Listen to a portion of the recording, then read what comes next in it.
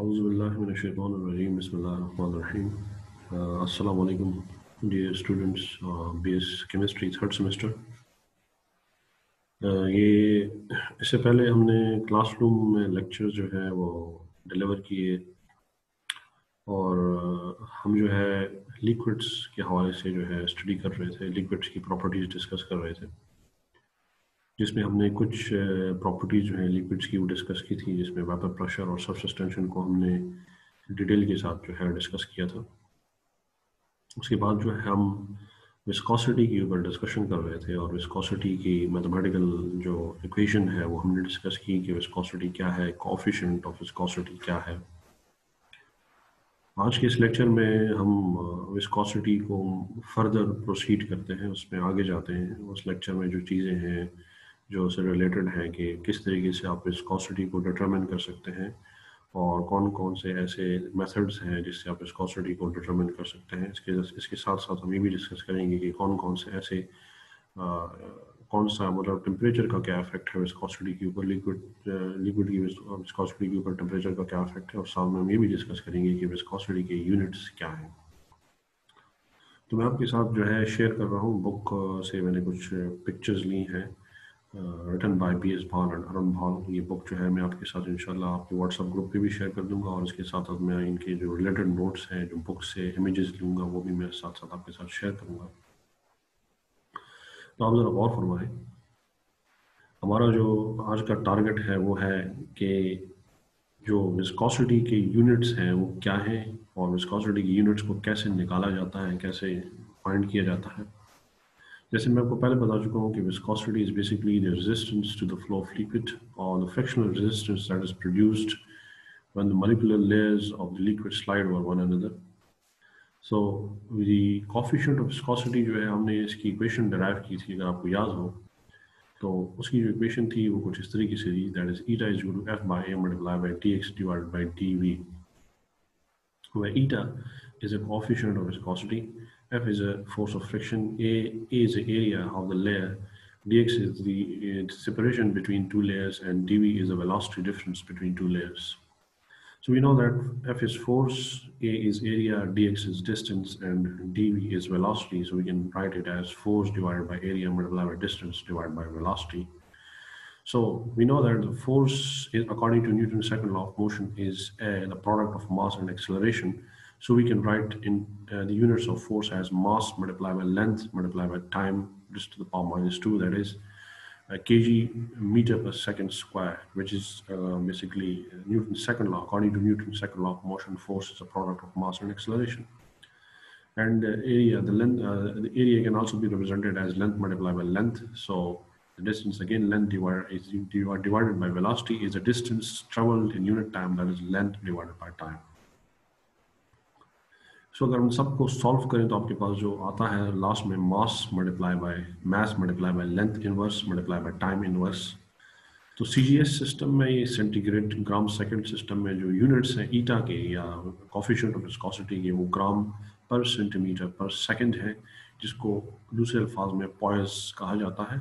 Poise capital P से इसको represent किया जाता है और in practice smaller unit use किए जाते हैं, जैसे सेंटीपॉइज है, जैसे 10 raised to the power minus 2 poise, and millipoise, that is 10 raised to the power minus 3 poise, are also used.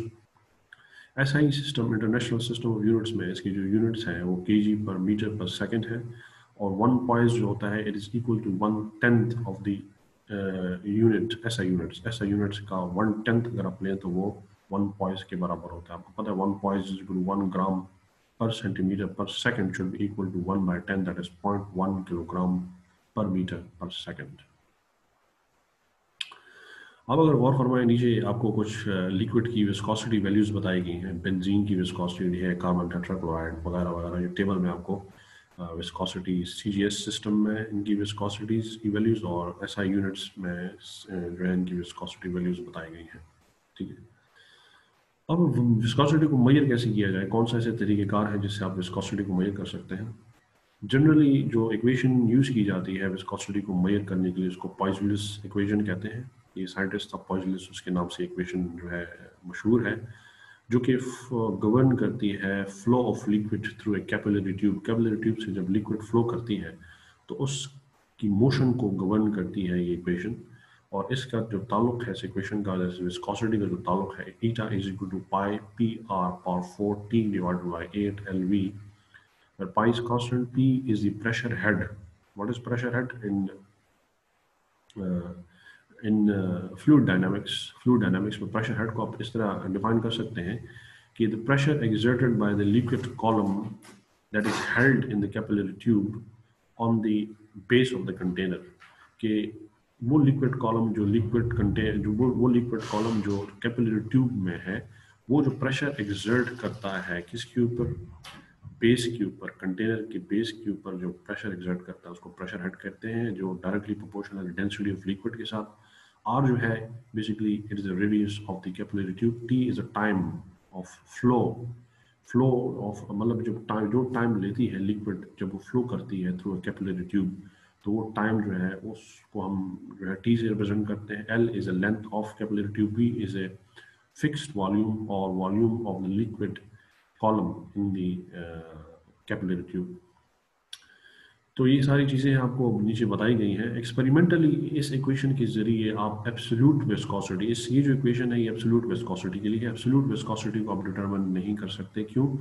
क्योंकि एक्सपेरिमेंटली प्रेशर हेड को मालूम करना, रेडियस को मालूम करना, लेंथ ऑफ कैपिलरी ट्यूब या length of the column that is held in the capillary tube को मालूम करना और वी को मालूम करना कंसिडरेबली बहुत डिफिकल्ट है एक्सपेरिमेंटली। इसको आप एक्सपेरिमेंटली डिटरमिन करना मुश्किल है। इस वजह से आप क्या करते हैं, हम रिलेटिव विस्कोसिटी फाइंड करते हैं। रिलेटिव विस्कोसिटी किस तरह फाइंड करते हैं, आप किसी भी लिक्विड की विस्कोसिटी को विस्कोसिटी वाटर के साथ कंपेयर करते हैं और उस तरीके से आप जो इक्वेशन निकालते हैं, वो इक्वेशन भी मैं आपको यहाँ पे बता देता हूँ रिलेटिव विस्कोसिटी के लिए। तो आप एब्सोल्यूट विस्कोसिटी को मेजर नहीं कर सकते due to considerable experimental difficulties. तो आप क्या करते हैं कि आप रिलेटिव विस्कोसिटी निकालते हैं। रिलेटिव विस्कोसिटी में आप क्या करते हैं कि the viscosity of liquid is determined in terms of the viscosity of water.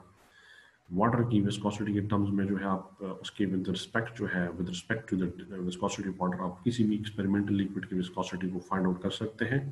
उसके लिए आप क्या करेंगे, आप रिलेटिव विस्कोसिटी की इक्वेशन निकालते हैं। कैसे निकालते हैं आप, मैं उसका तरीका भी आपको बताता हूँ। ऑक्सफोर्ड मेथड से आप जो है इस तरीके से आप मेजर कर सकते हैं रिलेटिव विस्कोसिटी को, और एब्सोल्यूट विस्कोसिटी को भी आप ऑक्सफोर्ड मेथड से डिटरमिन कर सकते हैं।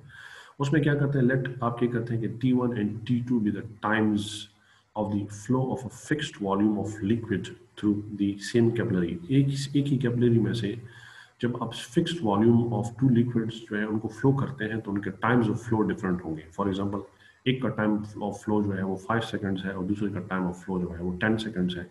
तो उनके टाइम्स ऑफ फ्लो डिफरेंट इसलिए हैं क्योंकि उनकी विस्कोसिटी एक दूसरे से डिफरेंट है।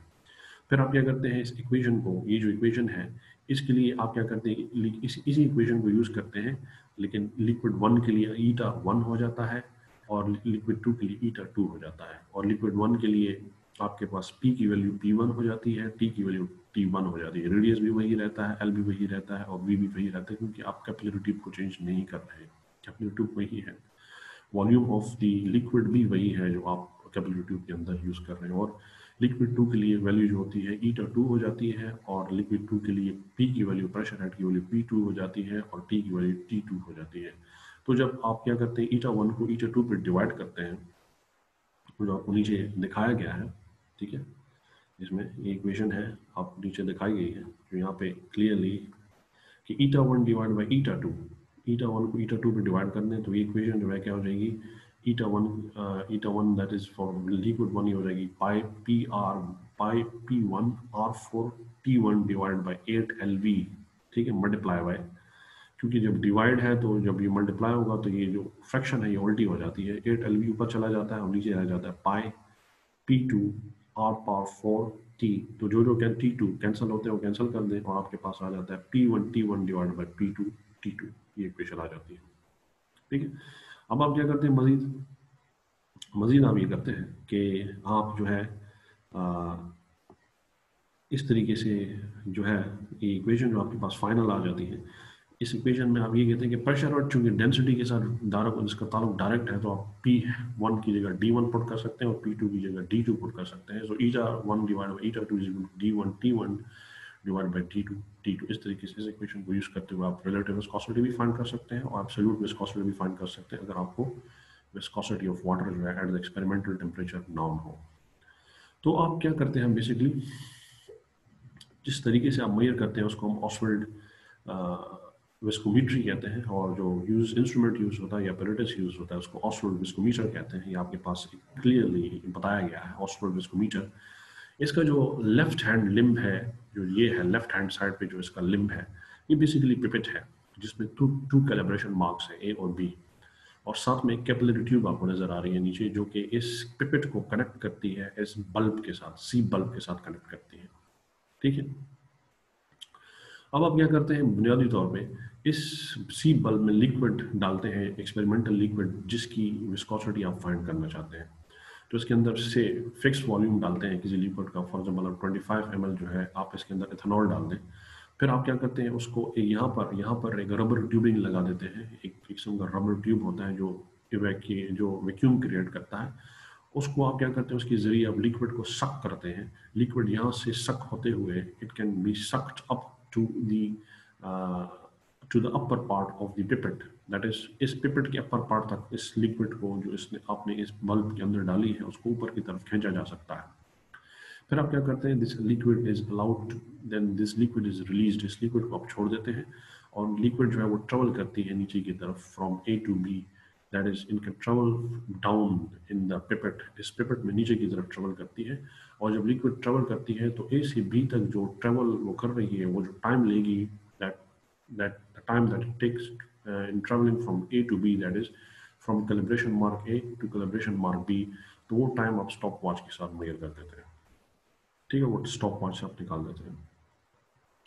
फिर आप क्या करते हैं, इस apparatus को लेते हैं, इसको क्लीन करते हैं, फिर ड्राई करते हैं, फिर इसमें वाटर डाल देते हैं, सेम वॉल्यूम ऑफ वाटर।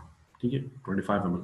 फिर एक्सपेरिमेंटल प्रोसीजर आप वाटर के लिए भी रिपीट करते हैं, और आप क्या करते हैं कि वाटर के लिए भी वो टाइम निकालते हैं जब वाटर जो है it flows from A to B, जब वो A से B की तरफ फ्लो करता है, वो टाइम जो है T2 है। फॉर एग्जांपल लिक्विड 1 के लिए जो टाइम था, फॉर एग्जांपल एथेनॉल के लिए टाइम T1 था, और वाटर के लिए जो टाइम है वो T2 है। अब आप क्या करते हैं, जो इक्वेशन आपके पास ऊपर आई है वो इक्वेशन आप यहाँ पर नीचे उस फॉर्म, वही फॉर्म की इक्वेशन आपको नीचे दिखाई गई है, that is eta divide by eta W with the subscript W, W means water, is equal to dT1 divided by dWT2, where D is a density of liquid, experimental liquid, dW is a density of water. T1 is a time of flow of liquid 1, that is experimental liquid. T2 is a time of flow of water.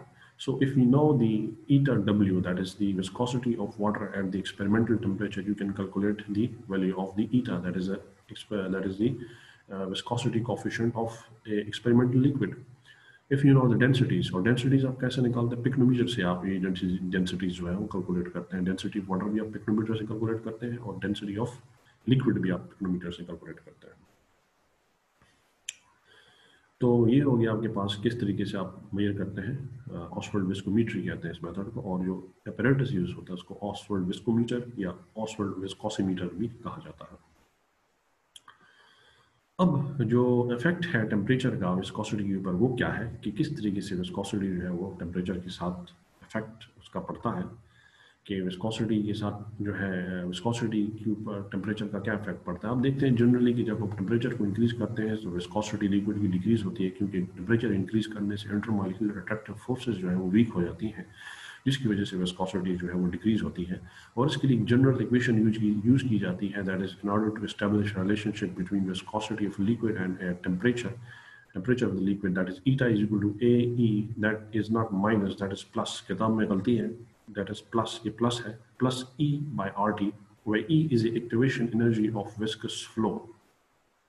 ठीक है, सो अगर आप इस equation को दोनों तरफ natural log लें तो ये हो जाएगा natural log of eta is equal to A plus E by RT, that is the natural log of the exponent, that is अगर आप इसको नेचुरल लॉग में इसके ऊपर रूल लगता है, पावर रूल लगता है, पावर शुरू में कोफिशिएंट बन जाती है, और यहाँ पर जो ईटा है, सॉरी एक्सपोनेंशियल है, एक्सपोनेंशियल का नेचुरल लॉग 1 के बराबर होता है, क्योंकि it is anti log of natural log.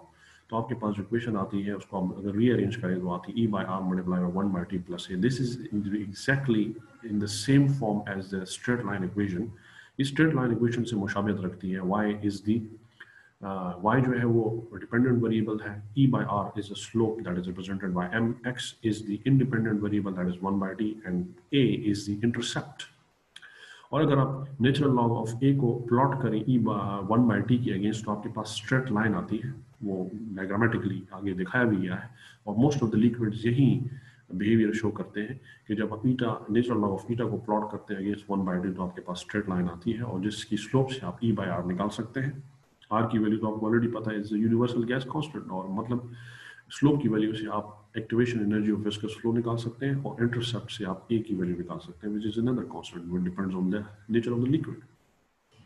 सो इसका जो डायग्रामेटिक रिप्रेजेंटेशन है वो आपको यहाँ पे नीचे दिखाया गया है, आप देख सकते हैं। ये इसकी डायग्रामेटिक रिप्रेजेंटेशन है कि ईटा जो है, ये इसको मैं रोटेट कर देता हूँ, ये ज़रा आपको क्लियर हो जाएगा। देख सकते हैं कि अब log of eta, that is natural log of ईटा को अगर प्लॉट करें अगेंस्ट 1/t, तो आपके पास जो इक्वेशन है वो स्ट्रेट लाइन में आती है और उसकी स्लोप से आप ई की वैल्यू निकाल सकते हैं और उसके इंटरसेप्ट से आप ए की वैल्यू निकाल सकते हैं। तो यहाँ तक हमारा जो लेक्चर है वो इख्तिताम पज़ीर हो जाता है। इंशाल्लाह नेक्स्ट लेक्चर में हम जो है next property, that is refractive index जो है वो डिस्कस करेंगे। तब तक के लिए मैं आपसे इजाज़त चाहता हूँ। अल्लाह हाफिज़।